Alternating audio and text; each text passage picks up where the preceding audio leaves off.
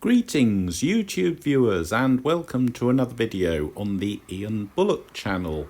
It's January 2023 and today we find ourselves looking at the imposing frontage of Sentinel House in Surrey Street, central Norwich, here in Norfolk, East Anglia in the UK. So in today's video I'd like to talk about this prominent Norwich building, the history of the area in which it sits, and also tell you, my viewers, a funny little story about Sentinel House which you probably never heard before. The clue is in the title of the YouTube video. Amen to that. So, Sentinel House. This handsome building was constructed in the late 1980s and opened in 1990, 33 years ago, as a major new office block for the insurance business Norwich Union, now known as the global brand Aviva. I decided I'd video Sentinel House for my YouTube channel as it's long been one of my favourite buildings in the city. I moved from Cromer in North Norfolk to live in Norwich in 1991, when this office complex was only a year old, and I've always been struck by its attractive architecture. Neat, tidy, businesslike, and with a distinctive design which has never particularly aged. Here in Norwich, of course, we've all walked or driven past Sentinel House hundreds, if not thousands of times. But have we ever stopped, stepped back, looked up and truly appreciated it? Buildings like Sentinel House are part of our local landscape, and yet somehow become kind of invisible as the years go by. We just walk straight past them. Now, I'm a great believer that every building tells a story, and every building, whether ancient or modern, deserves from time to time to be looked at afresh from maybe a different perspective, appreciated, reassessed and admired.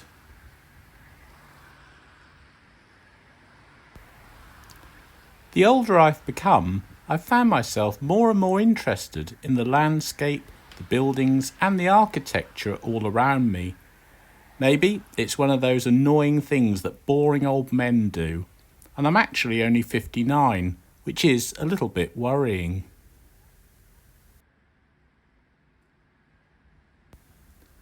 I decided to produce a video about Sentinel House because it popped up recently on one of my other YouTube videos, which was about this building, Victoria House, which is kind of diagonally opposite on Queen's Road, which forms part of the Norwich Inner Ring Road.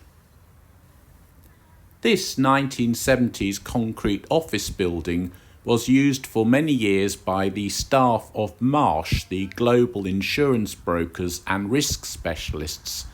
But last year, 2022, Marsh moved its Norwich staff to an office on the edge of the city at Broadland Business Park, Thorpe St Andrew, and this office now stands empty. Let's take a closer look at Sentinel House. Conceived, planned and built in the 1980s during a boom time for the UK economy, when Norwich's renowned financial services industry was going from strength to strength. Sentinel House was a statement building in its day and another sign of Norwich Union's commitment to the city in which it was founded. Far from outrightly ostentatious or unnecessarily opulent, its architecture was nevertheless designed to have an impact. Norwich Union wanted prestigious new offices which would wow visitors and reflect the business's commercial success, prosperity, corporate stability, security and long-standing importance in the global insurance markets. It wasn't so much money no object when Sentinel House was planned, but there was certainly no penny pinching either. In that front tower there's an incredible expanse of custom designed stained glass, which for many years has been a talking point of the building. It's illuminated at night, and I'll show you that later in this video. Back in the booming 1980s, of course, business success was often measured by bums on seats. More insurance customers meant more paperwork, more staff, more floor space, and therefore more officers. Over the intervening years, there's been increased automation of processes and a greater focus on online systems. Workforces have shrunk accordingly, staff have moved out of city centre locations and into edge of city business parks. And as we all know, since the 2020 coronavirus global pandemic, many people now prefer to work from home rather than commuting to spend their working days sitting in office blocks. As it turned out, Sentinel House lasted for only 25 years as a Norwich Union Aviva office and call centre, because the company withdrew its operations and staff from this building in 2015. That decision could have spelt the end for Sentinel House. Amazingly though, there then followed one of the biggest and most ambitious office redevelopment projects in the history of Norwich, when it was painstakingly converted into 199 brand new apartments. So just across the road from Sentinel House we have this rather attractive building on the left, Ivory House, which was constructed between 1771 and 1772 by Norwich architect Thomas Ivory, the man behind, among other prominent local buildings, the Assembly House. It's quite an interesting junction here because on one side of the road we have a large historic house and on the other side we have a former Norwich Union office building, and both of these buildings have been turned into apartments. Day in, day out, I used to walk past these large windows at the side of Sentinel House on my way in and out of work, and I well remember the Norwich Union staff inside there sitting and working at their desks on their phones and computers. I imagine it must have been a very happy office in which to work, and I'm sure there are many former Norwich Union staff who will remember their days at Sentinel House with great fondness. If you're one of them and used to work in Sentinel House, please let me know in the comments below this YouTube video. Just along the road at the junction of All Saints Green and Surrey Street, we have another large Aviva office block. Little bit old school that one, but I think it still looks great.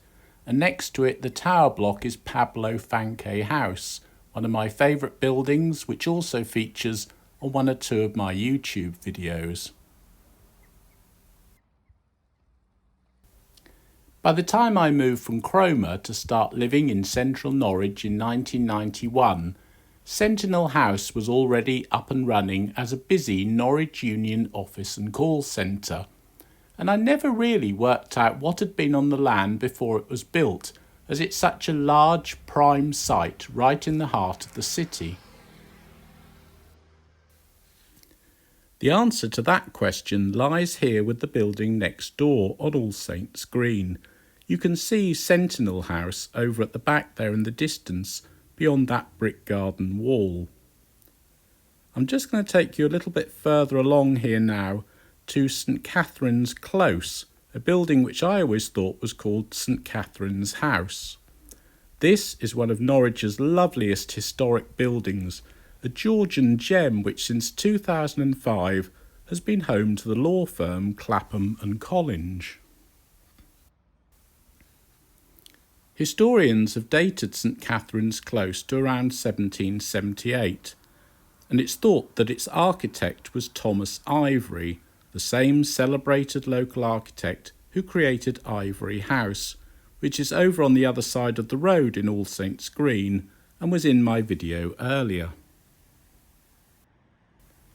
This fine house has been home to several prominent Norwich families over the years: lawyers, doctors, businessmen, magistrates and Lord Mayors, and from 1959 until 2003 it was the Eastern regional headquarters of the BBC, BBC East and Look East. There are very many people in Norwich who will well remember the days when this building was home to BBC East, and I seem to recall that on Children in Need night, local people and presenters used to gather outside the frontage of this building for their live fundraising broadcasts. Back in its heyday, the gardens here at St Catherine's Close were extensive. There were lawns, flower borders, rose beds, shrubberies, vegetable plots, and even a tennis court, as well as conservatories running along the back of the house.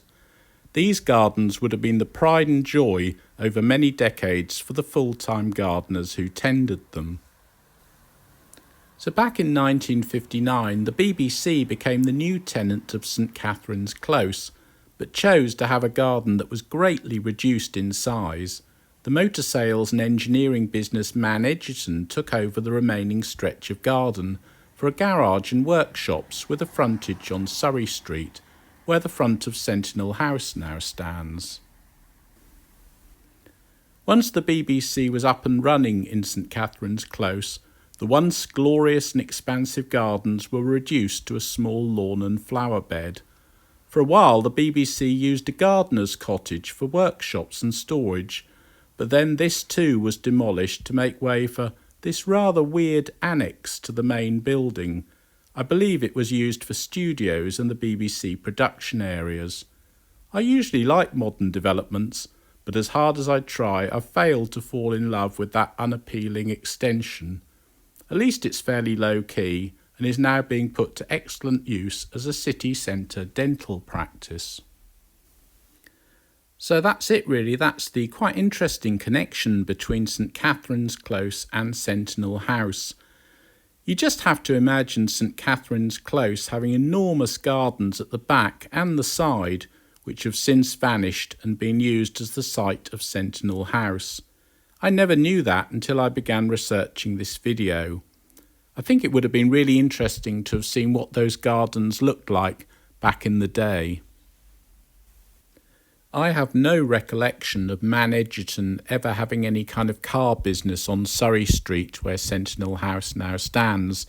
If you do, please comment in the comments below. BBC East moved into the Forum, the huge Norwich Library Millennium project, in 2003, and St Catherine's Close is now occupied by solicitors Clapham and Collins, and this building I think is perfect as the home of a local law firm.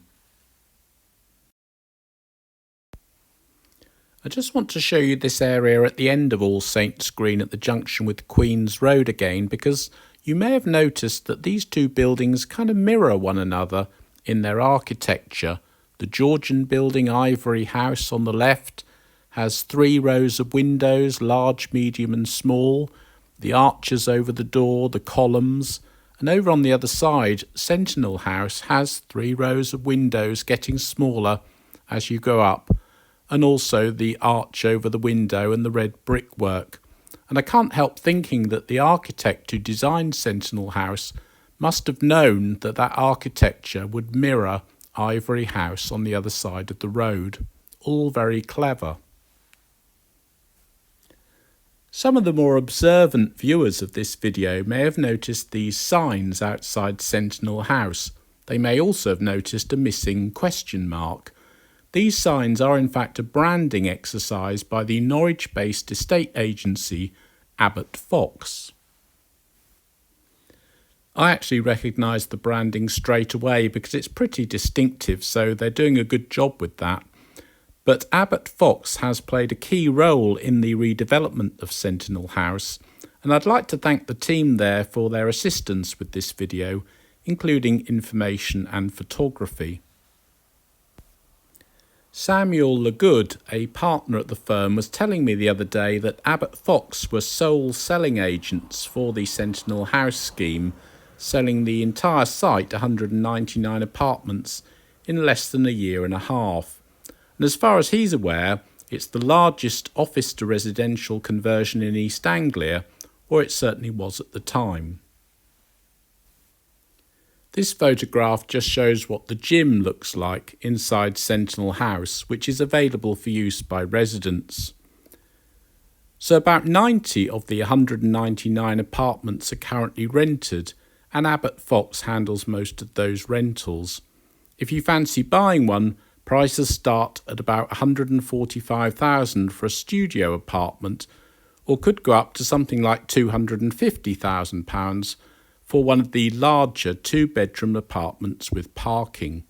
Those are January 2023 values, of course, which means if you're watching this YouTube video in 10 years' time, you'll be saying, what? You used to be able to buy a flat in Norwich for less than £1 million?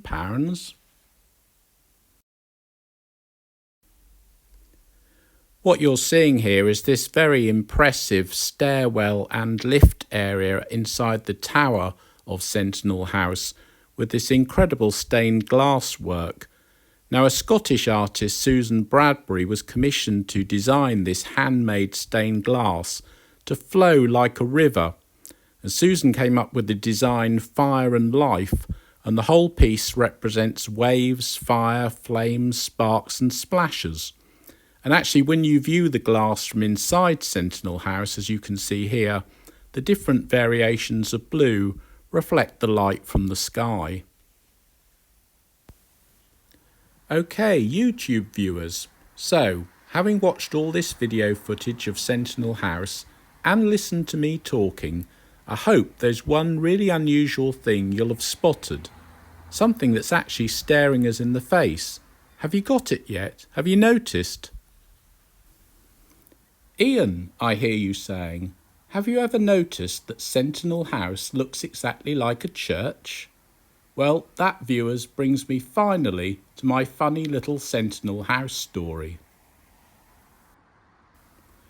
Now, I worked as an Eastern Daily Press journalist for most of my career, but I also spent several years as a taxi driver for ABC Taxis in Norwich. And whenever I picked up customers from Sentinel House, I'd always tell them my fascinating Sentinel House story. When this building first opened in 1990, I was working as a sub-editor on the Norwich Mercury series, and I'm absolutely sure the Norwich Mercury one week ran a front-page lead story along these lines. Some kind of churchman, minister, lay reader, rector, vicar, I'm not sure who he was, but he was kicking off about Sentinel House because he claimed it looked too much like a church. It was one of those unholy row stories that local newspapers always like. He felt the whole shape and design of Sentinel House was too church-like. There's a little steeple on top of a tower, and the tower has stained glass in the front which emits a holy glow at dusk. At the front here, there's this modern sculpture of what? The Madonna and Child? Jesus surrounded by adoring children? Now, all this happened 33 years ago, folks, so please forgive me if my recollection is a little hazy, but I'm pretty certain the newspaper story was that Sentinel House was, in this churchman's opinion, the secular masquerading as sacred, an extravagant temple of mammon, a celebration of corporate wealth extravagantly dressed up as a place of worship. Now, the trouble is, despite much research, I can find no evidence that this story ever existed. Was it some figment of my journalistic imagination?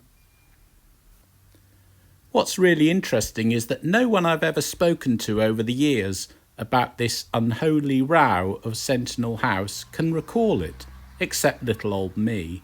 Did it really happen, or have I somehow created an Ian Bullock urban myth? The newspaper library archivist at what used to be Eastern Counties Newspapers Archant has very kindly searched through a whole pile of Norwich Mercuries for that front page lead story with absolutely no success. He's looked at 6 months of headlines before Sentinel House opened and 6 months after, but he just cannot find that newspaper story anywhere. Maybe my YouTube viewers will offer some clues. Do you remember hearing about the Sentinel House unholy row story? Do let me know in the comments below. All I can say, viewers, is that if it never was a genuine Norwich news story, it flipping well should have been. And I always think of that rather amusing religious rumpus whenever I stroll past the front of Sentinel House. You probably will too now. Once heard, never forgotten. I've been recording this YouTube video using my Apple iPhone 13 mini, And I thought I'd bring the phone down here late afternoon, dusk, January 2023, because I wanted to show you what Sentinel House looks like when it's getting dark.